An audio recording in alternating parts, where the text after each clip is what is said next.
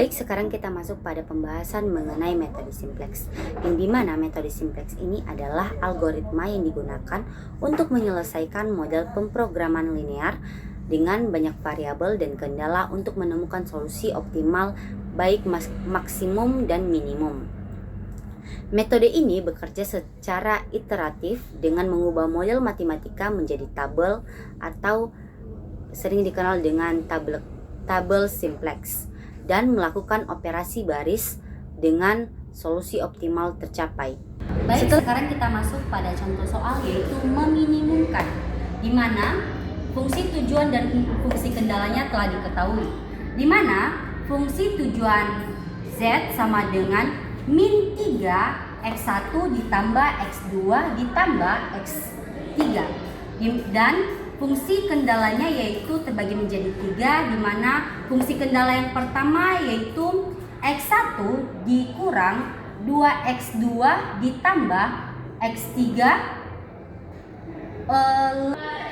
lebih kecil atau sama dengan 11, dan fungsi kendala yang kedua yaitu min 4X1 ditambah X2 ditambah 2X3 lebih besar atau sama dengan 3. Fungsi kendala yang ketiga yaitu 2X1 dikurang X3 sama dengan min 1. Setelah kita mengetahui fungsi tujuan dan fungsi kendalanya, kemudian kita mengubah fungsi kendala ke bentuk persamaan. Kendala yang pertama yaitu untuk mengubah menjadi persamaan harus ditambah variabel slack yang sekaligus digunakan sebagai basis pada tabel awal simplex persamaan tersebut menjadi X1 dikurang 2X2 ditambah X3 ditambah S1 sama dengan 11. Pada fungsi kendala yang kedua yang bertanda besar atau sama dengan, maka harus dikurangkan dengan variabel surplus, tetapi karena S2 negatif yang bertanda negatif, hal ini tidak memungkinkan dalam metode simplex karena tidak dapat digunakan sebagai basis pada tabel awal. Untuk itu harus ditambah variabel artificial R, sehingga persamaan tersebut menjadi min 4X1 ditambah X2 ditambah 2X3 kurang S2 ditambah R1 sama dengan 3. Pada fungsi kendala yang kedua sudah dalam bentuk persamaan, tetapi harus dikalikan dengan min 1 dan menambah R2 untuk membuat konstanta di ruas kanan menjadi positif dan menyesuaikan bentuk standar pemrograman linear sehingga memudahkan perhitungan metode simplex. Untuk itu, persamaan pembatasan ketiga di atas akan menjadi min 2X1 ditambah X3 ditambah R2 sama dengan hasilnya 1. Jadi, pada kendala yang kedua dan ketiga terdapat atau diketahui variabel artificial yaitu R1 sama dengan 3 ditambah 4X1 dikurang X2 dikurang 2X3 ditambah S2. Kemudian R2 nya yaitu sama dengan 1 ditambah 2X1 dikurang X3. Setelah kita mengubah fungsi kendala dalam bentuk persamaan, maka kita melakukan perhitungan baris Z, di mana semua variabel yang telah diketahui itu kita cantumkan ke sini, di mana Z sama dengan min 3X1 ditambah X2 ditambah X3 ditambah S1 ditambah S2 ditambah MR1 ditambah MR2. Nah, di sini S1 dan S2 itu tidak memiliki nilai atau 0, maka kita lakukan kita eliminasikan. Kita coret saja. Kemudian pada nilai R1 dan R2 itu kita lakukan substitusi, di mana hasilnya yaitu Z sama dengan min 3X1 ditambah X2 ditambah X3 ditambah M di dalam kurung 3 tambah 4X1 dikurang X2 dikurang 2X3 ditambah S2 tutup kurung ditambah M dalam kurung 1 ditambah 2X1 dikurang X2. Nah, di sini pada barisan ini semua hasil yang berada di dalam kurung ini kita kalikan dengan M.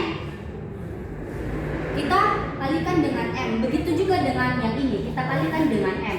Sehingga mendapatkan hasil Z sama dengan min 3X1 ditambah X2 ditambah X3 ditambah 3M ditambah 4MX1 dikurang MX2 dikurang 2MX3 ditambah MS2 ditambah M ditambah 2MX1 dikurang MX3,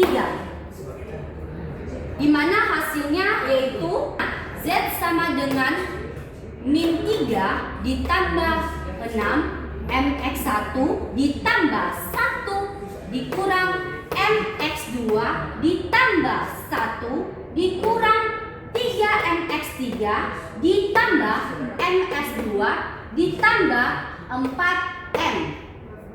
Setelah kita mendapatkan hasilnya, kemudian kita sederhanakan, di mana semua variabel itu kita pindahkan ke sisi kiri, di mana Z tambah 3 dikurang 6 MX1 dikurang 1 ditambah MX2 dikurang 1 ditambah 3MX3 dikurang MS2 sama dengan hasilnya yaitu 4M.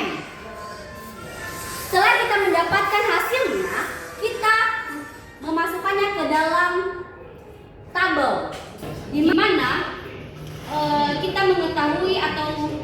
mengetahui nilai yang berada di sebelah atau di sisi kanan, yaitu nilainya X1, X2, X3, S1, S2, R1, R2, nilai kanan, indeks ini hasilnya. Kemudian pada nilai di sisi kiri yaitu terdapat Z, A, B, C. Nah, setelah kita memasukkan semua variabel ke dalam tabel simplex awal, sekarang kita mencari kolom kunci, baris kunci, dan angka kunci. Langkah pertama yaitu kita mencari kolom kunci, di mana kolom koefisien di baris Z yang paling positif, di mana nilai yang paling positif itu terletak pada kolom X3 yaitu min 1 ditambah 3M. Jadi kolom kuncinya itu terletak pada X3. Selanjutnya kita mencari baris kunci, namun sebelumnya kita mencari dulu nilai indeksnya, di mana nilai kanan dibagi dengan angka kolom kunci. Ini nilai kanannya dan dibagi dengan kolom kunci, di mana 11 dibagi 1 hasilnya 11, begitupun dengan seterusnya. Setelah kita mencari nilai indeks, kita masuk pada baris kunci, di mana nilai indeks yang paling terendah dan positif. Kita bisa melihatnya nilai indeks yaitu terletak pada atau hasilnya yaitu 1, di mana angka 1 itu terletak pada baris C, sehingga baris C yaitu menjadi baris kunci. Langkah terakhir yaitu mencari angka kunci, di mana perpotongan antara kolom kunci dengan baris kunci, di mana kolom kuncinya dan baris kuncinya itu terletak pada angka 1. Maka angka kuncinya itu adalah 1. Setelah kita mencari kolom kunci, baris kunci, dan angka kunci, selanjutnya kita mencari baris baru kunci dan baris baru lainnya. Langkah pertama yaitu kita mencari baru kunci, di mana baris lama kunci dibagi angka kunci, di mana baris lamanya terletak pada baris C dan angka kuncinya adalah 1. Sehingga min 2 dibagi 1 hasilnya min 2. 0 dibagi 1 sama dengan hasilnya 0. 1 dibagi 1 hasilnya yaitu 1. Sehingga begitu pun seterusnya. Langkah keduanya yaitu baris baru lainnya, di mana baris lama dikurang dalam kurung angka pada kolom kunci dikali baris baru kunci. Maka contoh yang saya ambil itu misalnya di B, di mana min 4 dikurang di dalam kurung 2 dikali min 2. Maka min 4 dikurang min 4, maka hasilnya adalah 0. Nah, setelah kita mengetahui baris baru kunci dan baris baru lainnya, kita melihat dulu apakah di sini sudah optimal atau belum. Nah, di sini syarat optimalisasi minimasi adalah seluruh koefisien Z kurang lebih kecil atau sama dengan 0. Nah, di sini pada baris Z kita mengetahui bahwasanya dari X1 sampai F2 bahwasanya X1 dan X2 itu masih belum optimal. Nah, maka sekarang kita harus mencari kolom kunci, nilai indeks, baris kunci, dan angka kunci. Nah, langkah pertama yaitu kolom kunci, di mana koefisien di baris Z yang paling positif. Nah, di sini kita dapat melihat di baris Z nilai yang paling positif yaitu terletak pada X2, yaitu min 1 ditambah M. Sehingga kolom kuncinya terletak pada X2. Selanjutnya yaitu kita mencari baris kunci, namun sebelum itu kita mencari dulu nilai indeks, di mana nilai kanan dibagi kolom kunci. Nah, nilai kanannya yaitu di sini dan kolom kuncinya yaitu ada di X2. Nah, maka selanjutnya yaitu kita mencari baris kunci, namun sebelum itu kita mencari dulu nilai indeks, di mana nilai kanan dibagi kolom kunci, di mana nilai kanannya di sini adalah 10 dibagi dengan min 2, maka hasilnya yaitu min 5. Begitupun seterusnya. Nah, sekarang kita mencari baris kunci, di mana nilai indeks yang paling terendah dan positif. Di sini yang paling terendah dan positif adalah 1, maka kita lihat di sini berada pada baris B, maka baris kuncinya terletak pada B. Selanjutnya yaitu angka kunci, di mana perpotongan antara kolom kunci dengan baris kunci. Di sini kita dapat melihat bahwasannya perpotongannya terletak pada angka 1, maka angka kuncinya adalah 1. Selanjutnya kita mencari baris baru kunci dan baris baru lainnya, di mana langkah pertama yaitu baris baru kunci, yaitu baris lama dibagi angka kunci, di mana baris lamanya terletak di B, maka 0 dibagi 1 hasilnya 0, 1 dibagi 1 hasilnya yaitu 1, begitupun seterusnya. Selanjutnya yaitu baris baru lainnya, di mana baris lama dikurang di dalam kurung angka pada kolom kunci kali baris baru kunci. Maka di sini saya memilih A, di mana 3 dikurang di dalam kurung min 2 dikali 0, maka hasilnya adalah 3. Setelah kita mencari baris baru kunci dan baris baru lainnya, tadi ternyata hasil di situ tadi itu tidak optimal, maka sekarang kita melihat lagi di tabel ini apakah sudah optimal atau belum. Maka di baris Z ternyata yang masih belum optimal itu terdapat pada X1. Maka kembali kita lagi kepada syarat optimalisasi minimasi adalah semua koefisien di baris Z lebih kecil atau sama dengan 0. Maka kita mencari dulu kolom kunci, nilai indeks, baris kunci, dan angka kunci. Maka langkah pertama yaitu kita mencari kolom kunci, di mana koefisien di baris Z yang paling positif. Nah, kita lihat di baris Z yaitu yang paling positif yaitu angka 1 dan terletak pada kolom X1. X1, maka kolom kuncinya yaitu X1.